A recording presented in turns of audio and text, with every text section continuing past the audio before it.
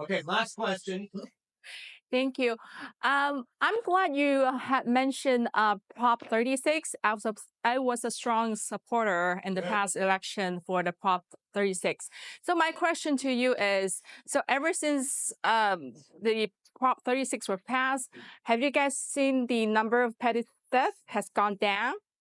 And also as a store owner, we want like a safe environment to do business. What's your suggestion if we see theft like happening? So what should we do? Right. And also my third question is, sorry. My third question is for the drug addicts. What if they refuse to get treatment? So what's going to happen? Yeah. Okay. I'll try and answer what I can, and then we'll look to law enforcement to answer the middle piece as far as what you should do. Does everybody, first of all, know about Prop 36? Do we know what that was and what it kind of wound back and did? Okay, that's good. So that's the first step, is it made crime illegal again. Because essentially what it said is that you don't have to be over $950. And if you commit a series of crimes, we will aggregate those and ramp it up so that we can hold you accountable. That's the first important thing, is I think it really did give the law enforcement, the prosecutors, teeth in prosecuting petty theft and retail theft. I'll have the chief speak as far as what you should do once you see theft happening. And then the third part of your question, I'm sorry, I forgot it. The drug addicts. The drug addicts. So that goes back to what I was talking about earlier, is in Prop 47, it really undercut the opportunity for drug court, which is what the DA representative was talking about earlier, where you're in court and we can either assign this crime to you and put you in jail, or you can plead guilty to the crime, but we'll recognize that you have treatment issues that cause you to want to commit the crime, and you will be mandated to go to this treatment, and you will have to fulfill that. And then when you're done doing that, that will be considered as absolving your sentence. And so that's called diversion. And so in my estimation, in situations where there are extenuating circumstances relative to mental health, to homelessness, to drug addiction, if we can have a situation where we can have diversion, where we are recognizing what you did was wrong and you cannot just be let go to do it again, but we see that there's not a lot of solution in just putting you in jail. And so the solution then rather is now forcing you to get treatment that otherwise we cannot compel you to do, because California did away with involuntary commitment.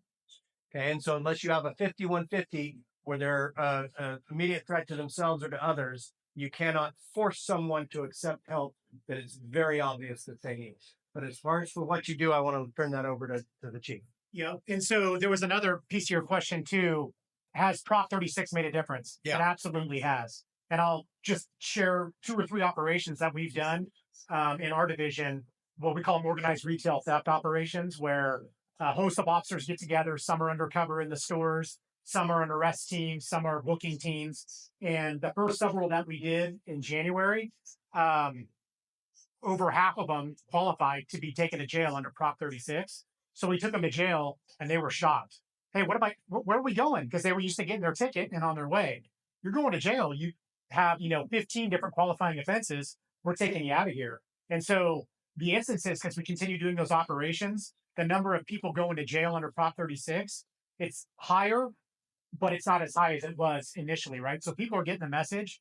If you steal, you're going to go to jail. Now, there's capacity at the jail issue, and they may not stay in jail for, 3 days or 4 days until they go in front of a judge. They might get cited out. But the difference is they're going to jail and they've been inconvenienced. So now they got to go downtown. They got to get their picture, their fingerprints. They have to get in line with everybody else. They have to wait till they're cleared. And then guess what? We don't take them back to where we got them. Now they're downtown without a ride. So it takes some, phone calls or some resources to get back to where they started. So they've stopped doing it. So it really has helped. And it's been great for not only our business community, but for the people that are feeling, the pinch through inflation and the costs that are passed on from the businesses. Hey, 10% of my product is going out of the door. I got to stay open. And so what do you have to do? You have to raise prices. And you might have been, a similar situation. So we've seen that definitely help. And what was the final part? I'm sorry.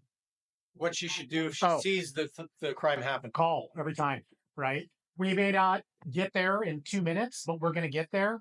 And if when we take that report, that's a qualifying offense. And it might have been an on-site arrest and they got away. It doesn't matter. It's going to catch up with them eventually. So I say call, always call. Awesome. Thank you so much. No problem. Thank you. Okay, I'd like to introduce, thank you. I'd like to introduce a couple of people. First of all, your Cordova Parks and Recreation District Board member, Rick Sloan, is in the back of the room. My Chief of Staff, Rebecca Sloan. So, and then for purposes of your needs, I'd like to introduce my Special Assistant, Ashley Kosman, who is also a Rosemont resident. And so if you contact my office, that's who you're probably going to be dealing with. Thank you all for taking time out of your busy schedule to come out. I hope this was helpful and thank you so much.